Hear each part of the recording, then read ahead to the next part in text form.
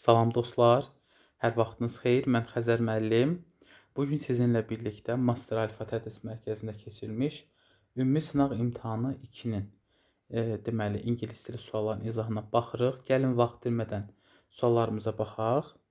İlk mətn suallarından başlayaq. Baxaq 6.1-ə.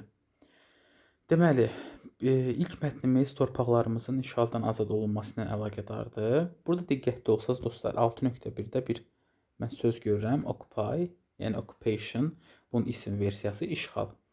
Yazıb Azərbaycan torpaqlarının işğalı, ermənilər tərəfindən işğalı, belə desək, BMT-nin bu verdiyi qətnamələrə əsasən tam qarşılandı. Yəni işğalı belə deyək də aradan qaldırıldı. Bu anlama gəlir. Bu compliance sözünün mənası nə deməkdir? Razılıq. Yəni o BMT-nin təklif elədiyi həll yolları elə bilin ki, ermənilər qəbul eləyir, torpaqdan çıxırlar. Yəni buna razılıq verirlər. Bax onu mənə demək istəyir bu cümlə. Amma mən mətnə gəlib baxanda görürəm ki, mətndə bax fikir versəniz burada bax görəcəksiniz. Bax bura yazıb ki, bu Təhlükəsizlik Şurası ki, BMT-nin nə tələb eləyir? Dərhal erməni qoşunlarının withdrawal, yəni geri çəkilməsinə. Immediate sözdə dərhal deməkdir. Yəni bu qoşunların dərhal geri çəkilməsini tələb eləyir. Amma lakin bu cəhdlər nə olur? Rədd edilir, ignored. Yəni ki, yerinə yetirilmir, rədd olunur və gördüyünüz kimi, yəni razılığa gəlinmir də onların irəli sürdüyü həll yolları, resolutionlar deməli qəbul olunmur. Qətnamələr yerinə yetirilmir. Belə götürək. İndi resolutionu biz qətnamə kimi də burada deyə bilərik ki, onlar qətnamələr vermişdilər. Müəyyən indi bilənlər bilir ki, o Azərbaycan torpaqlarını tərk eləməlidirlər. Amma gördüyünüz kimi bura nə yazılıb? İgnore eləyirlər, yəni tərk eləmirlər. Belə deyək, göz ardı eləyirlər həmin qətnamələri və yaxud da həmin o onların irəli sürdüyü həll yollarını. Amma mətndə şərtimdə mənə deyir ki, tam bir razılıq əldə olunur. Compliance sözü bir daha deyirəm, razılıq deməkdir. O baxımdan deməli 6.1 məndə nə olmalıdır? False olmalıdır. İndi baxıram 6.2-yə. Dostlar, 6.2-də belə bir söz var.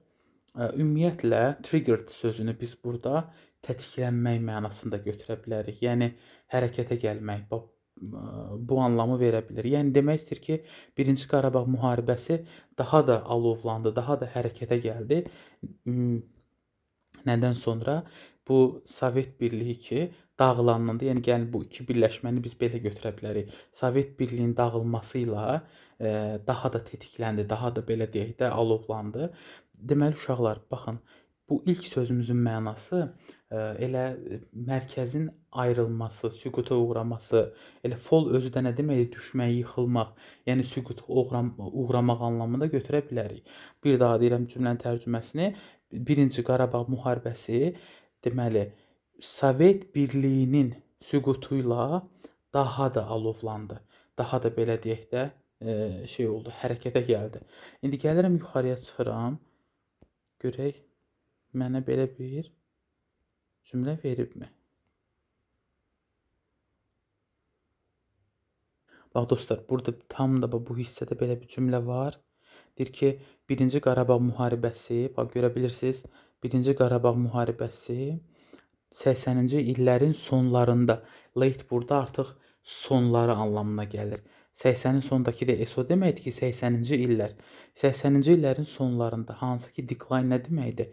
Tənəzzül, dağılma, Sovet Birliyinin dağılması ərəfəsində artıq başladı və mərkəzi hökumət Moskvada nəzarəti itirəndən sonra erməni separatçıları da, hansı ki ermənilər tərəfindən dəstəklənirdilər, nə eləyirlər? Azərbaycan torpaqlarını occupy, işğal eləmək üçün hərbi əməliyyatlar həyata keçirirlər. Yəni əslində bu cümləyə görə mən deyə bilərəm ki, bəli o doğrudur. Bax fikir versəniz, burada bir daha deyirəm, yazıb ki, Sovet Birliyinin zəiflədiyi bir dönəmdə, hansı ki Moskvada nəzarəti artıq yavaş-yavaş itirirdi və erməni qüvvələri də nə eləyir? Gəlir, başlayır burada əməliyyatlar həyata keçirməyə. Onda bəli, belə götürsək əgər Sovet Birliyinin zəifləməsi, süquta uğraması bu müharibəni daha da alovlandırıb. Ona görə bunu mən true götürə bilirəm. Gəldik 6.3-ə. İndi uşaqlar 6.3-də maraqlı bir söz var. Bu sözü zəhmət olmasa qeyd eləyin. Bu uzun müddətli deməkdir. Uzun müddət davam eləyən. Mən həmişə tələbələrə deyirəm, bu necə yadda saxlayın. Burada bir long sözü var, görə bilirsiniz? Long. Long uzundur. İndi bunun da bir uzunun da pro versiyası nə olar? Uzunun kvadratı da belə deyək, daha da uzun. Ona görə uzun müddətli konfliktdəki münaqişə anlamında götürmək olar. İndi deyir ki, uşaqlar burada 2023-cü ilin antiterror əməliyyatı, yəni anti-terror, yəni bu zaten bizim dilimizdə olduğu kimi anti-terror gedir. Operation sözü də əməliyyatdır. 2023-cü ildə anti-terror əməliyyatları uzunmüddətli mübahisə, yəni konflikt idi, müharibə idi. Hansı ki bir neçə ay davam elədi. Last sözünün mənası nə deməkdir? Davam etmək. Last sözünə sinonimlər deyin. Yadınıza salmağa çalışın. Məsələn, onlardan biri nədir? Go on, elə deyil. Biri, digəri continue deyə bilərik bu formada. Deməli, 2023-cü ilin antiterrorist əməliyyatları uzunmüddətli bir müharibə idi, hansı ki several months, yəni bir neçə ay davam elədi. Bu məncə false olacaq, amma yenə də gəlin baxaq. Mən istəyirəm mətnə gedək baxaq. Bax, fikir verin uşaqlar. 2023-cü ildə 24 saatlıq antiterrorist əməliyyatı, deməli 24 saatlıq, görə bilirsiniz. Baxın bu hissədə. Yəni 24 saat o deməkdir ki, bu bir gündür, elə deyil. Da bir neçə ay davam elədi. Bunu demək bizdə düz olmaz. O baxımdan mən bunu false götürürəm. Sonra gəlirəm 6.4-də bizim məşhur ifadəmiz dəmir yumruq, deməli iron fist. Deməli bu olur dəmir yumruq. Dəmir yumruq əməliyyatı, belə deyək də, erməni uşaqlar yazıb burada, belə desək, hərbi qüvvələri üzərində Azərbaycanın texnoloji üstünlüyü ilə təmin olundu. Texnoloji, belə desək, burada technological edge əslində texnoloji üstünlük kimi də qeyd eləyə bilərik. Yəni onun texnoloji üstünlüyü ilə üstünlüyü təmin etdi. İndi mən gəlirəm bu dəmir yumruq əməliyyatı bu hissədədir.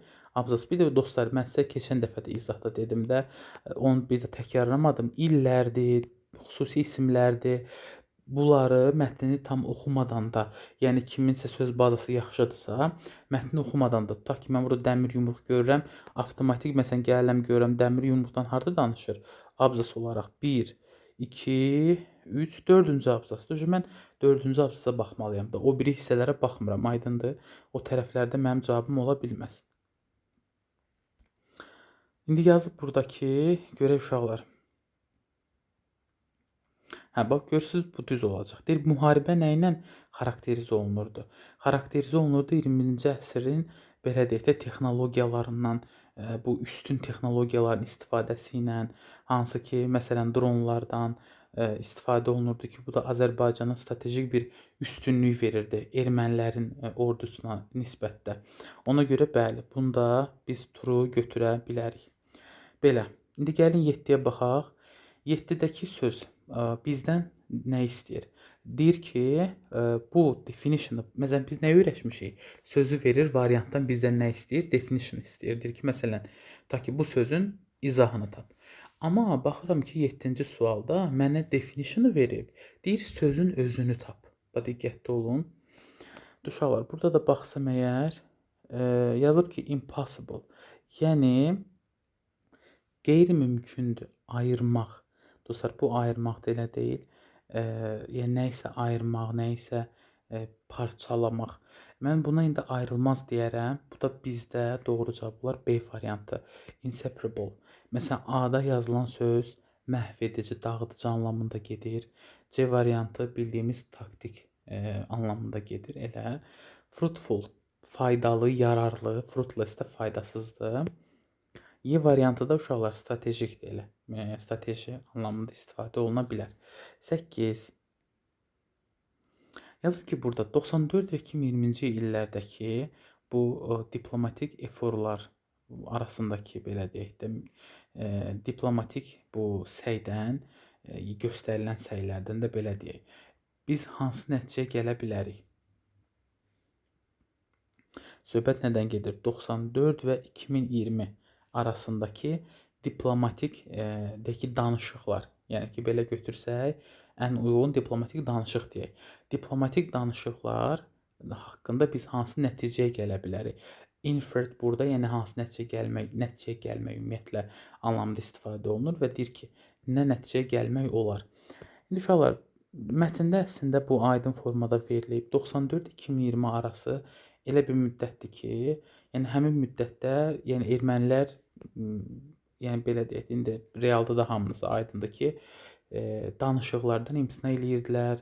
O bayaq da dedik, sülh sazişindən uzaq qaçırdılar, qətnamələri yerinə yetirmirdilər. Bax, fikir verin. Bura baxın. Burada belə bir hissələr var. Gözləyin, hardaydı o? Məsələn, yazıb ki, bu sözün mənası nədir? Demək, atəşkəs.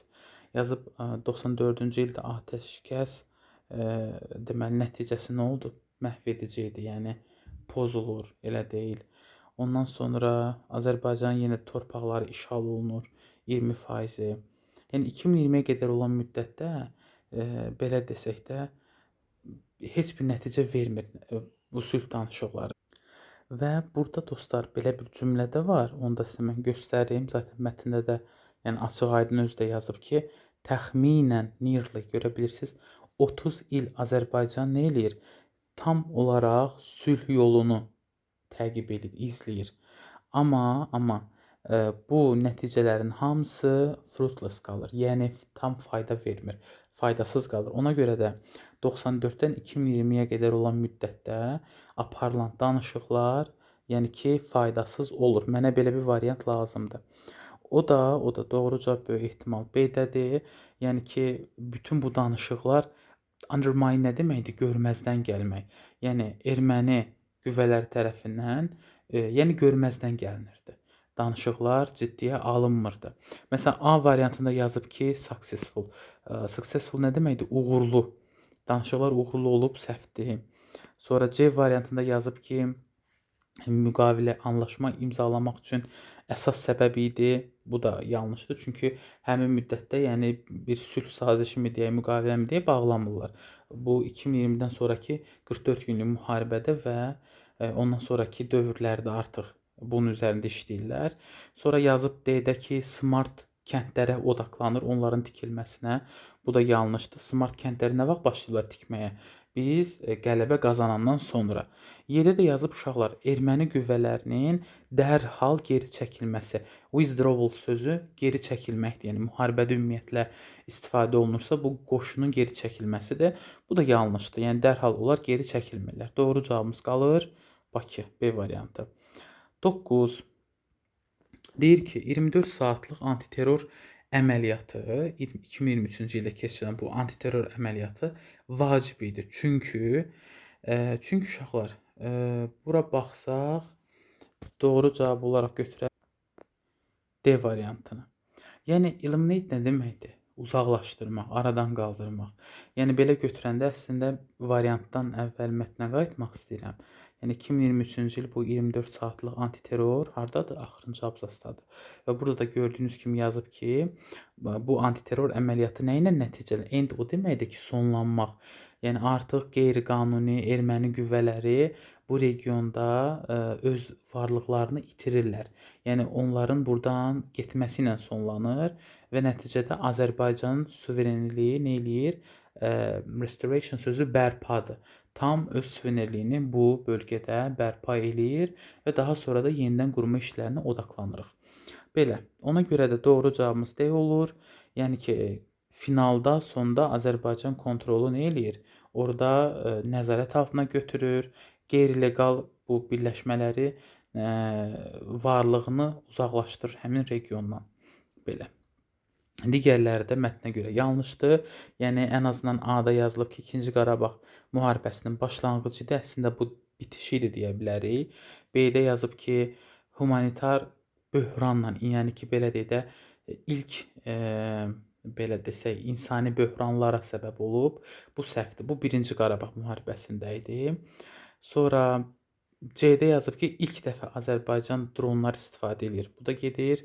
7-də qalıb ki, əsas səbəbi Sovet Birliyinin Qafqaz üzərində kontrolu itirməsi idi. Bu da ki, Sovet Birliyi artıq 2023-cü ildə mövcud deyildi. O 80-90-cı illərdə deməli öz varlığını itirmişdi. Doğru cavabımız olur D variantı. Baxaq ona. 10-cu sualda uşaqlar, bax fikir versəz, yazıb 2020-ci ilin bu şeylə də götürək, hərbi taktikaları ilə, gedişatı ilə 90-cı illərin bu konflikti necə fərqlənirdi? Təbii ki, 90-cı illərdə orada verib ki, danışıqlar öz faydasını vermirdi. Onlar geri çəkilmirdilər, müqavilələrlə o qədər də girişmirdilər danışıqlara, razılaşmalara. Amma 2020-ci ildə tam qüvvə formasında biz torpaqlarımızı alırıq. Məsələn, 90-cı illərdə daha çox həm də nə eləyirdi? Mətndə yazır ki, daha çox biz sülh yoluna getməyə çalışırdıq. Amma 2020-ci ildə artıq belə deyək də müharibə yoluna getdi. Yəni bu fərqli məqamlarda qeyd edilib mətn. Biri ona görə götürə bilərəm. 2-də yazıb ki, belə deyək də bu BMT-nin Təhlükəsizlik Şurası işğalla əlaqədar hansı rolu oynayırdı? Uşaqlar, bunlar hansı rol oynayırdılar? Qətnamələr verirdilər, həll yolları təklif edirdilər. İndi baxmayaraq ki, ermənilər bunları eləyib də, görməzdən gəlib, amma yenə də yəni ki, bu rol oynanılıb. Ona görə 2-ni götürürəm. Bir də 3-də Qarabağda Azərbaycan hökumətinin hazırki strateji belə deyək də öncəliyi nədir? Öncəlik yenidən qurma işləridir, ağıllı kəndlərin yaranmasıdır. Bu ən axırıncı abzasdadır, bax fikir verin. Burada biz ondan danışmışıq. Bax Fox 10, yəni bu gün artıq böyük qayıdışa fokuslanırıq. Hökumət yenidən şəhərləri qurur. Deyək ki, minalardan təmizləyirlər, smart village'lar yaradırlar ki, ailələr yenidən öz dədə-baba evlərinə, yurdlarına qayıtsınlar. Ona görə də 3-ü də doğru cavab kimi götürürəm, amma 4 ilə 5-də uşaqlar yoxdur cavab. Çünki 4-də yazıb ki, dəqiq say olaraq nə qədər mina təmizlənib, 25-ci ilin sonuna qədər minaların sayını mənə verməyib. 5-də də yazıb ki, 44 illik, 44 günlük, üzrlü sayın, 44 günlük müharibədə əsas bu mediatorlar kim idi? Bu da məndə yoxdur. Ona görə 1, 2, 3 olur. Doğru cavabımız bu formada qələbəmizlə mətnimizi yekunlaşdırırıq. Keçirik ikinci mətnimizə. İkinci mətnimiz də maraqlı mətndir. Bu biraz daha artıq dünyaya açılırıq bu mətndə. Santiago'dan danışır, bəhs eləyir. İndi baxaq dostlar, burada yenə suallara diqqətli olun. 11.1 ilə başlayıram. Baxın, yazıb Santiago rəsmi olaraq bu sözün mənasını artıq məncə bilməlisiniz. Bu trafik cəmlə sinonimdir, yəni tıxac anlamında gedir. Yazıb rəsmi olaraq dünyada list. Dostlar, list sözü little sözünün üstünlük dərəcəsidir ingilis dilində. Və yadınızda qalsın. Əgər less yazırsa müqayisə dərəcəsi daha az deməkdir. The least yazırsa üstünlük dərəcəsi də ən az deməkdir. Yazıb ki, Santiago rəsmi olaraq qlobal aləmdə, dünyada ən az trafik tıxacı olan şəhər kimi tanınırdı. Keçmişdə özdə yazıb, was recognized, yəni tanınırdı bu. Amma mən gələndə mətnə, uşaqlar, hardasa 10 il əvvələ qədər, səhv eləmirəmsə, elə yazıb da burada. Yox, 10 dənə şəhər yazıb uşaqlar, söz yox. Amma yəni yenə də was var da burada, görə bilirsiniz. Yəni keçmişdə bu necə tanınırdı? Dünyada ən pis trafik tıxacı olan bir şəhər kimi tanınırdı. Yəni ən az olan yox da, ən pik həddə olan və trafikin ən çox olduğu, tıxacların ən çox olduğu şəhərlərdən biri kimi tanınıb qədim zamanlarda, yəni keçmişdə. Amma burada mənə nə yazıb? Ən az tıxacın olduğu şəhər. Ona görə bunu mən götürürəm false. Sonra uşaqlar, burada 11.2-də. Burada belə bir söz var. Twofold. Twofold sözünün mənası 2 dəfə anlamına gəlir. Bu yadınızda qalsın. İndi demək istəyir ki, burada decade də nə deməkdir? Decade bilirik ki, 10 il. Yəni ki, bir müddət olaraq götürsək 10 il anlamına gəlir. Deyir ki, bu bike-da nə demək velosipeddir? Velosiped səyahətlərinin faizi 10 il ərzində 2 dəfə artdı. Yəni şəhərdə 2 dəfə artım müşahidə olundu bu sahədə. İndi gedirəm yuxarıya. Görüm belə bir şey varmı? Uşaqlar, bax burada yazıb ki, 2006-cı ildə 3% idi. Bax fikir verin. 2006-da bu rəqəm olub 3%. 2016-da isə 6%-ə qalxıb. Bax 2006 ilə mini riyaziyyat dərsimizə xoş gəldiniz. 2006 ilə 2016 arasında neçə il fərq oldu? 10 il. Bu bizə verdimi decade? 10 illik müddəti verdi. Sonra 2006-da neçə faiz olub? 3%. 2016-da 6%. Arada artım nə qədər oldu? 2 dəfə oldu mu? Oldu. Elə deyil. Deməli 10 il ərzində 2 dəfə artım müşahidə olunub. Doğrudur. Düz götürə bilərəm. Mən gəlirəm burada baxıram. 10 ili əvəz eləyib. Decade ilə bu 10 ildir. 2 dəfə artımı da uşaqlar twofold yazıb. Bax belə dəyişimlər dilin qəbulunda da çox istifadə olunur. Və ona görə bu məndə olmalıdır true. 11-3-ə baxıram. 11-3 uşaqlar mənə səhv kimi gəldi. Çünki hökumət tərəfindən maliyyələşmirdi. Yazıb ki, bazar günü layihəsi, yəni maşın istifadə olunmayan bazar günü layihəsi, hansı ki orada var idi. Bazar günləri nə edirdilər?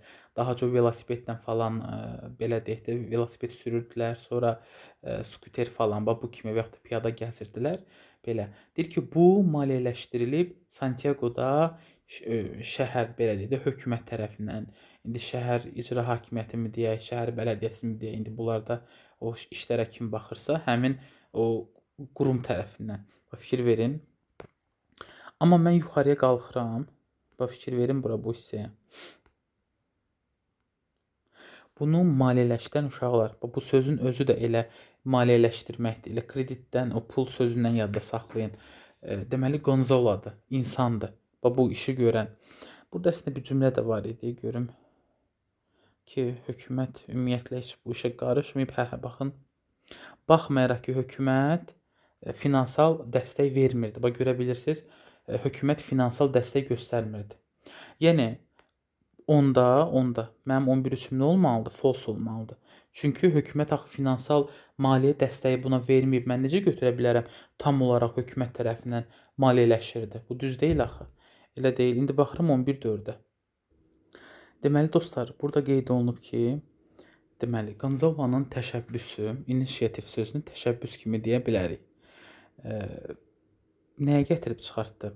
Müxtəlif sosial backgroundlardan olan insanların, yəni sosial təbəqədən olan insanların bir-birindən əlaqə saxlamasına, ünsiyyətdə olmasına. Interact sözü communicate-lə, kontaktla sinonim ola bilər. Yəni ünsiyyətdə olmaq, əlaqədə olmaq anlamında. Bu true'dur. Gəlin yerini göstərim sizə. Baxın, bu hissədədir. Deyir ki, bu layihədən əvvəl, belə deyək də, insanlar bir-birinə çox da əlaqədə ola bilmirdilər. Uşaqlar, different neighborhood sözü var burada. Yəni müxtəlif, belə deyək də, neighborhood, biz bunu qonşuluq kimi tərcümə edirik.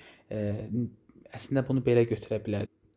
Məhəllə anlamında və yaxud da mühit anlamında vermək olar. Yəni mühit kimi desək, məhəllə anlamında götürsək, əslində belə müxtəlif məhəllələrdən, indi məhəllə demək mühitdir. Müxtəlif mühitlərdən insanların belə deyir, rarely interacted, yəni ki, demək olar ki, əlaqədə, ünsiyyətdə olmurdular. Amma bu layihə nə elədi? Onları bir araya gətirdi. İnsanlar artıq sosial bariyerlərini eləyirlər, aşırlar, bir-birinə ünsiyyətdə olurlar bu formada. Ona görə bu insanın təşəbbüsü müxtəlif, belə deyək də, sosial backgrounddan olan adamların ünsiyyətdə olmasına asanlaşdırdı. True götürə bilərəm. Gəldim 12-yə. 12-də yazıb ki, bazar günü üçün olan bu cycling, yəni velosiped sürmə layihəsi dəyərli idi. Unique nə demək? Dəyərlidir. Və yaxud da unikal idi, necə deyərlər, paha biçilməz idi bu formada. Çünki səbəbi nə idi uşaqlar bunun? Məsələn, A variantı ola bilməz. Çünki Burada yazıb ki, belə deyək də, şeyli, bu motor nəqliyyat vasitələri, vehicle nə demək? Nəqliyyat vasitəsi, yəni maşınlardır, motosikletlərdir, digər nəqliyyat vasitələridir ki, əsas yoldan azad şəkildə istifadə eləsinlər. Əksinə idi, elə deyil. Həmin müddətdə desin saat 2-yə qədər mətndə yazıb ki, ümumiyyətlə bu nəqliyyat vasitələrinə icazə vermirdilər. İnsanlar sadəcə velosipedlə, sonra skuterlə falan və yaxud da piyada gəzirdilər. A-nı silirəm.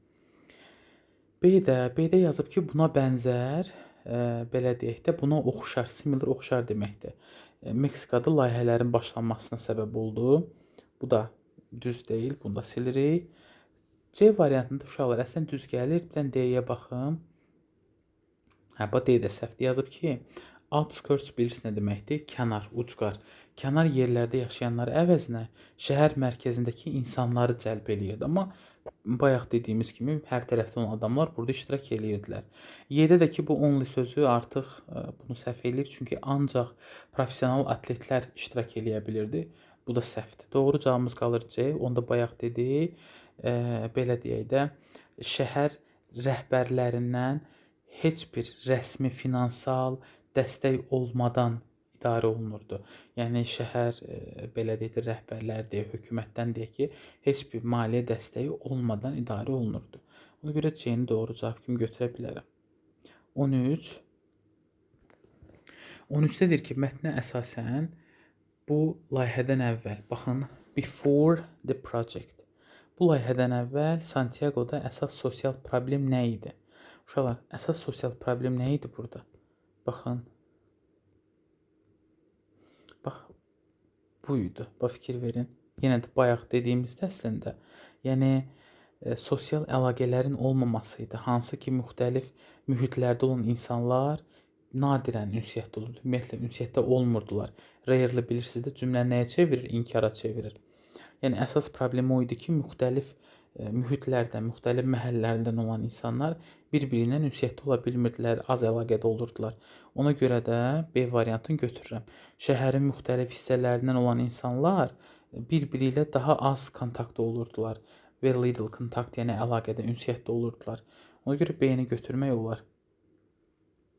Ki, digərlərdə, yəni bu sualımızın cavabı deyil. Ona görə bu variantlarda çıxmış oluruq. 14. Uşaqlar, 14-dəki söz persuade, inandırmaq. Yəni, kimisə nəyisə iqna eləmək, nəyisə inandırmaq anlamında. Bunun bir dənə də sinonimi var. Baxan kimi tez C-ni yazıram. Convince. Bax, yadınızda qalsın. Persuade, convince bir-birlərinin sinonimləridir. Ona görə C-ni götürmək olar. A-da yazıb ki, bir fikri rədd etmək. Reject rədd etməkdir. Discourage həvəsdən salmaqdır. Provide təmin etməkdir. Ignore da yenə rədd etmək anlamındadır. Request-də xahiş anlamında istifadə olunur. Gəldik 15-ə, mətnin axırıncı sualına.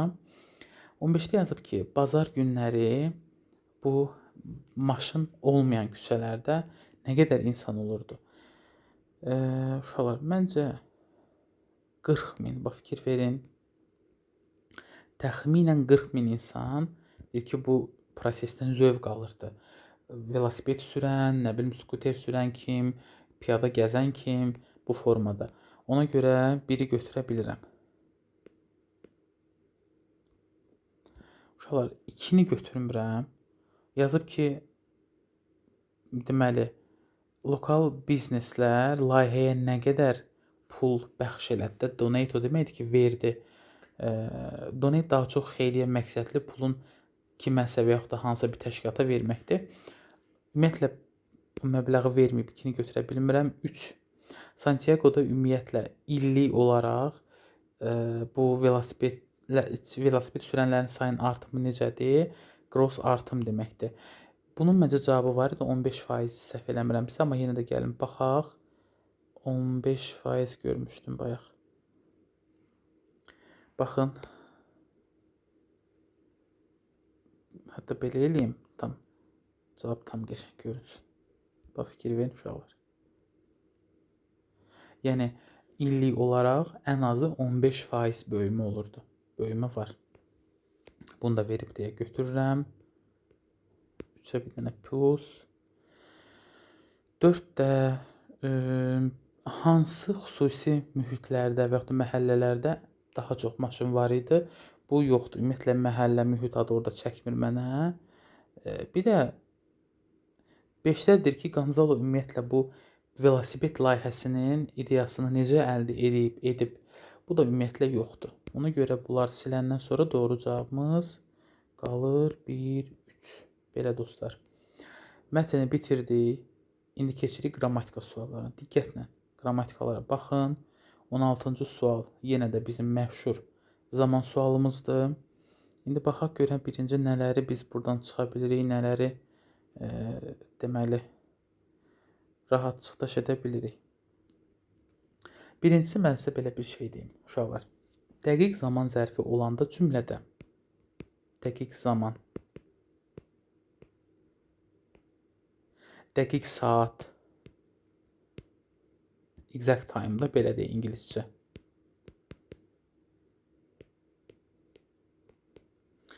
Çalışın, bitmiş zaman yazmayın.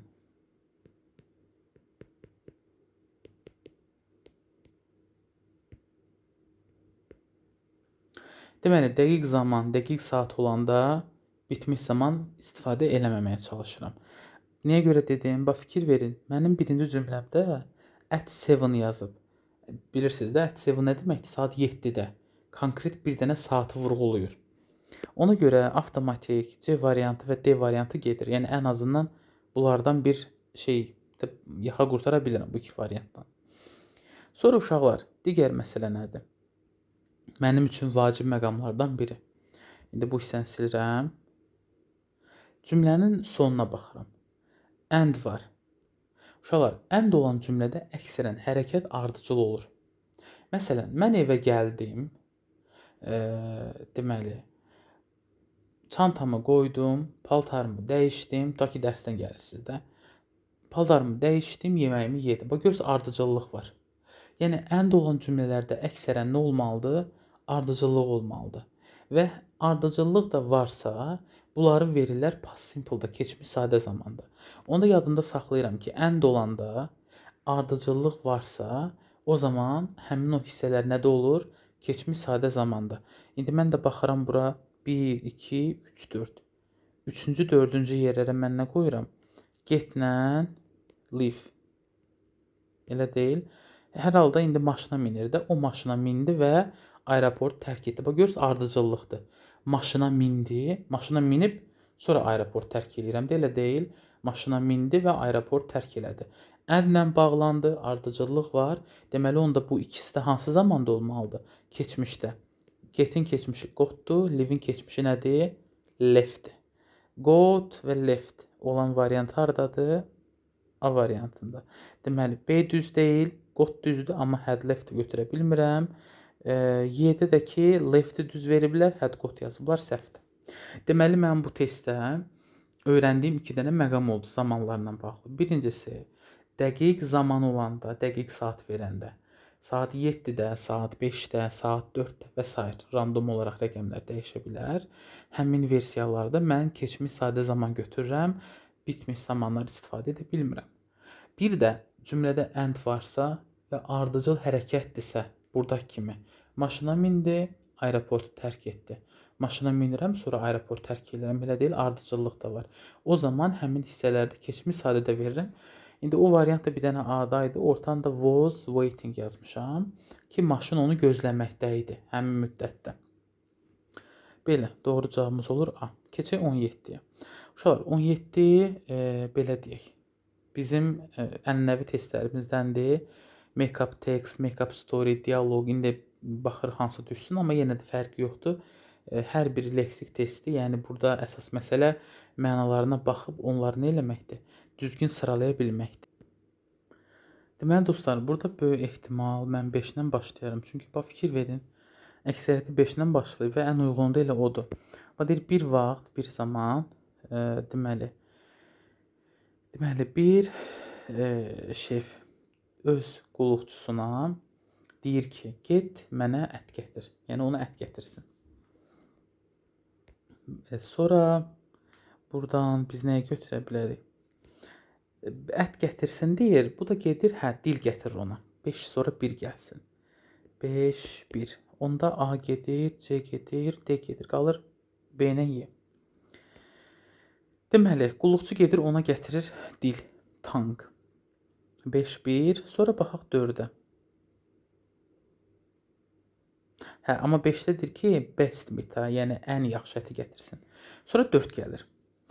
Növbəti gün yenə də deməli rəhbəri ona deyir ki, get deməli mənə marketdən, bazardan belə deyək də ən pis əti gətir.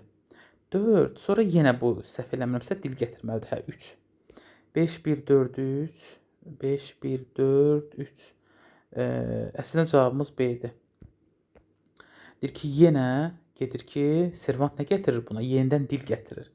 Üşə 2 gəlməlidir. Bu kişi əsəbləşir, özündən çıxır ki, day nə oldu? Pis ət deyirəm, dil gətirirsən, yaxşı ət deyirəm, dil gətirirsən.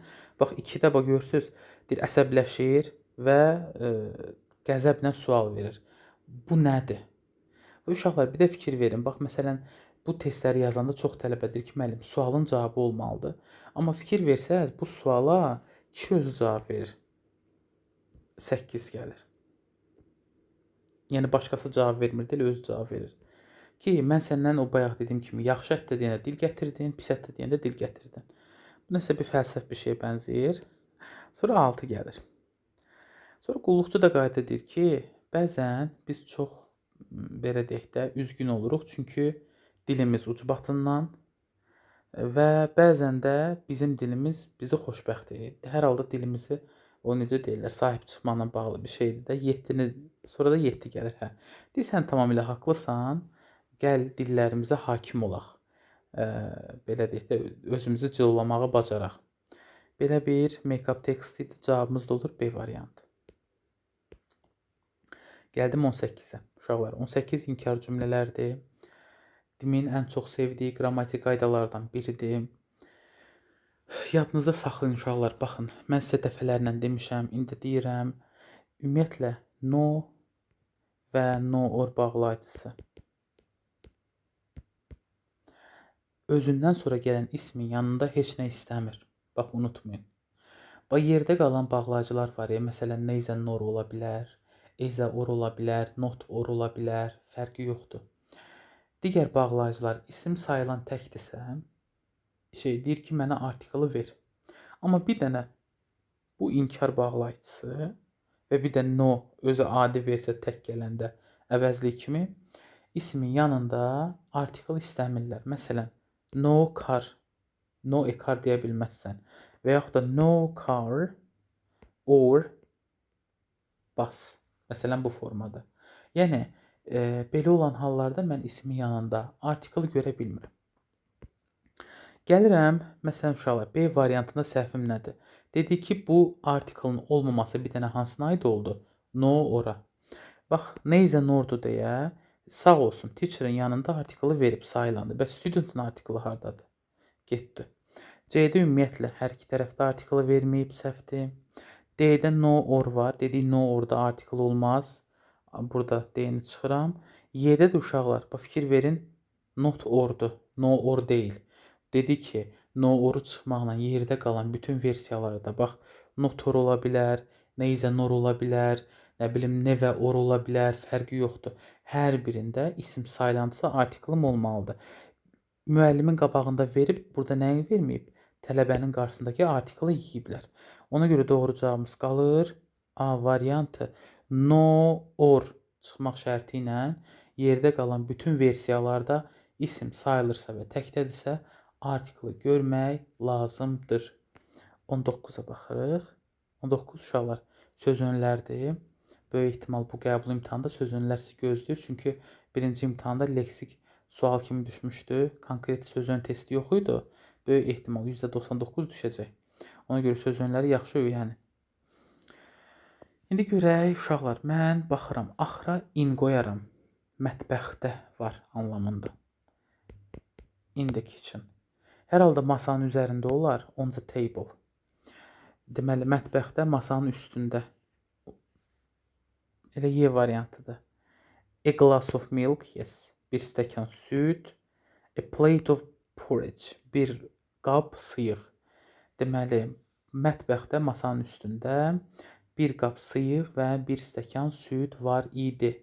Ona görə doğru cavabımız götürür yeni. Ümumiyyətlə uşaqlar, a glass of, a cup of, a bottle of bunlar ifadələrdir. Özündən sonra maye bildirən sözlər gəlir.